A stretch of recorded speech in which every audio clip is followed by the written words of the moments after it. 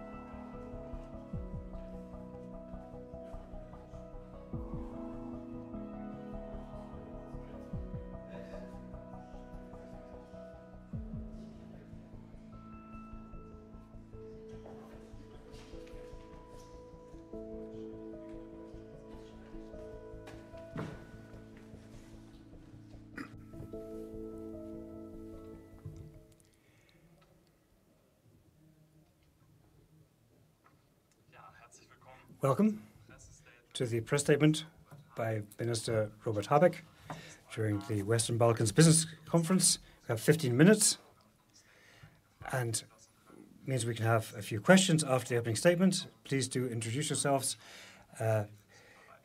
We also have interpretation for the international guests. Minister, you have the floor. Thank you, ladies and gentlemen. You can see that from the many flags we have a big conference.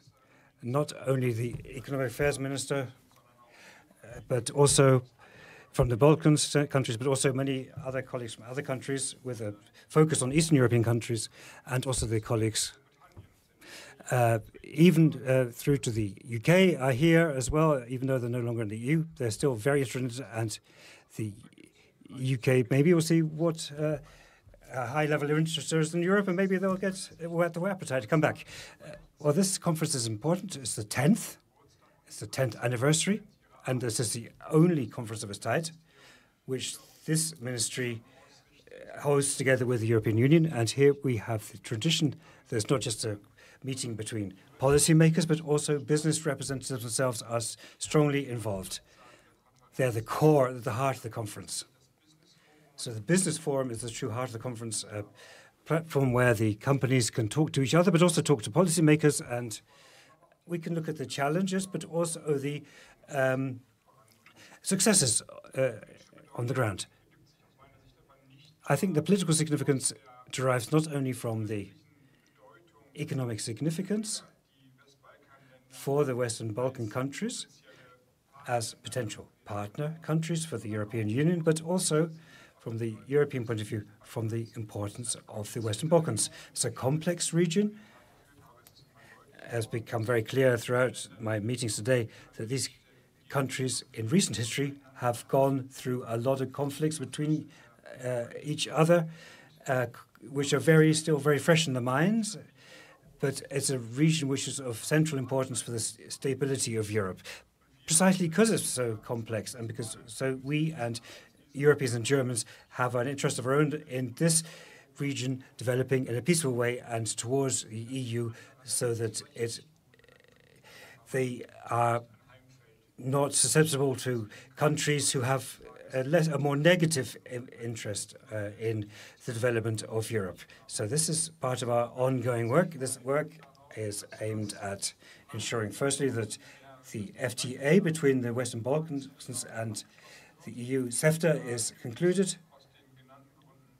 Now, there are internal unresolved problems, but that would be the next important step forward on the economic basis to bringing the Western Balkan countries towards the EU. The second point we discussed intensively is the energy mix. Europe has set itself the carbon border adjustment mechanism.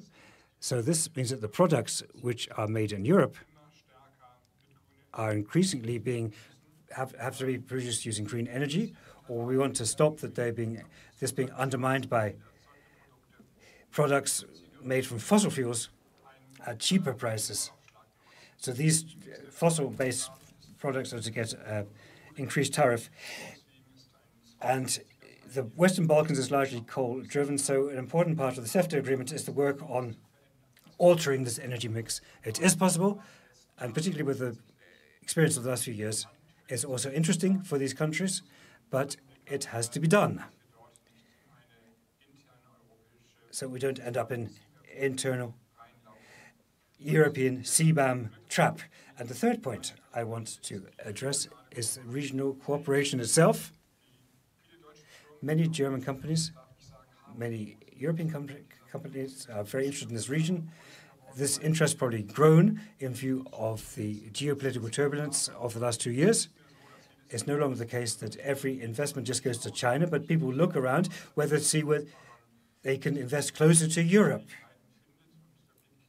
And of course, people also look to the Western Balkan countries, which are developing strongly, so that they can produce at low labor costs, but are also very close to Europe, so that the supply chains are more in place. However, this requires regional cooperation. Many of the countries individually are too small. We hear this again from the business side, and also we say it on the political side. I just want to conclude with a representative of a country that's been in the EU for 20 years now. He was just at lunch, at the business lunch. He sat next to the colleague of his neighboring country and said, the border conflicts between our two countries is not clarified, but it doesn't matter. We're part of the European Union, and who knows, who cares anymore? And they patted each other on the shoulder, and that's the right mindset, that this big overarching approach of creating a common area can resolve many conflicts which threaten to overshadow everything. So I think this is an important conference for me myself, but also for the importance of this work. Thank you. Thank you. The first question, please. I can't hear the question. You just said, Mr. Habeck, this quote was an indirect appeal to Kosovo, which is very much blocking Serbian products so that Kosovo can become a full member of CEFTA? Well, you said it. We talked a lot and intensively with Serbia and Kosovo because that was what the CEFTA question depends upon. And we are trying to find a solution, a compromise, which makes it possible to conclude this agreement. And then we also, to be fair, the region itself is so important. It's so significant for the regions, I said before, for Europe, but also for the people of the region, that, of course, the progress must not falter because of one single regional conflict, no matter how difficult it is to resolve. So I think it would be good to have insights into the need to progress there. Otherwise, we'll have to find our ways to progress in a different way. Without Kosovo? Well, we prefer to have the Western Balkans together, and Kosovo is pretty much right in the middle. So I think we have a mutual interest in having a uniform region, and that's what we're aiming our efforts at.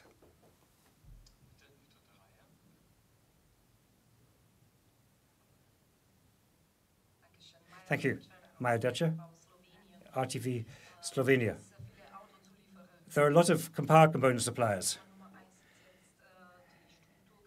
Now we have the structural crisis in the German automotive industry at the moment. And yesterday you talked to people from the sector, but you didn't come up with a purchase premium or anything like that. You explained why. But are these subsidies like a purchase premium? Are they completely off the table? And what can the German government do in this situation? And what do you expect from, say, Oliver Blume? Well, first of all, it's important to stress that the consumption costs of an electric vehicle are already lower than that of a fossil-driven vehicle. If you compare the prices where how much it is the cost of refuel a car, compare it with the cost of electricity. If you get it from the wall box at home, or especially with a solar installation, it's cheaper to do that. So you can save a lot of money when you're using the car. Secondly, after the end of the environmental bonus in Germany, all the manufacturers provided a discount on their cars, so the prices went down. And thirdly, looking at the various factors of the economic situation for vehicles, and particularly e-vehicles, part of the company problems like Volkswagen are homemade. They need to be solved by Volkswagen. And then we're seeing a strange structure. You need to be a bit careful here, of course. We have, throughout Europe, had high increases in numbers of purchases, but the numbers of purchases are now falling across Europe. 2 million fewer vehicles being sold across Europe, and that affects the mass market companies. And there's also growing competition from new companies, particularly from the Chinese companies. So there's a lot to talk about beyond just the rollout of e-mobility, and a lot is homework for the companies, the product range, the prices they can offer, the comfort, the performance of the cars. A German government can't take that work away from them. Now, we're seeing whether in this difficult phase, in a key industry for Germany, we can offer further support. I'm not going to promise anything here, I'm not going to announce anything here, but 2 measures have been implemented very quickly. That was an increased tax break for company cars and a bigger flat rate deduction for company cars, when they're electric cars. So we've already got incentives for company car users to use e-cars. And these are also retroactive. So nobody has to wait to buy an e-car because they think something else might be in the pipeline. Everything else behind closed doors. Any further questions? Also online? Mr. Oik. Mr. Habeck. The car issue. You talked about the fleet thresholds for the EU, and you said the things should be brought forward a year. Are you going to go to Brussels to talk this, or are you going to discuss this within the federal government? I think that the Environment Ministry rejected that a few weeks ago. Well, of course, we need a coherent position from the federal government that goes for everything in European policy. Also, we need a willingness on the part of the Commission and approval from the member states. And as I said yesterday, in the transport sector in Germany, we've lost some friends because of the way debates were conducted in the past. Whether we succeed, we'll have to see. And apart from that, I think that bringing the review forward, given the development of the markets we're seeing, would not be damaging, but also I've said, and it's important to stress this, that fleet emission values for, in other words, the achievement of climate neutral new registration of 2035,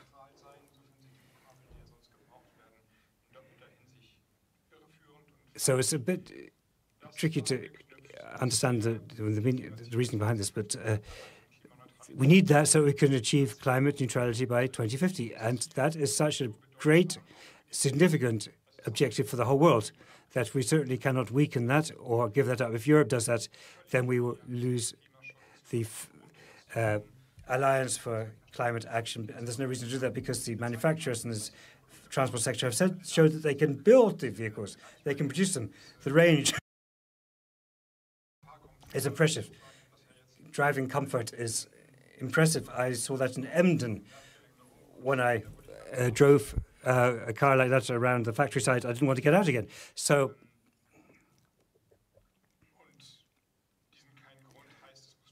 there's no reason to get out of that, and that now has to be reflected in the market ramp-up. Thank you. Thank you.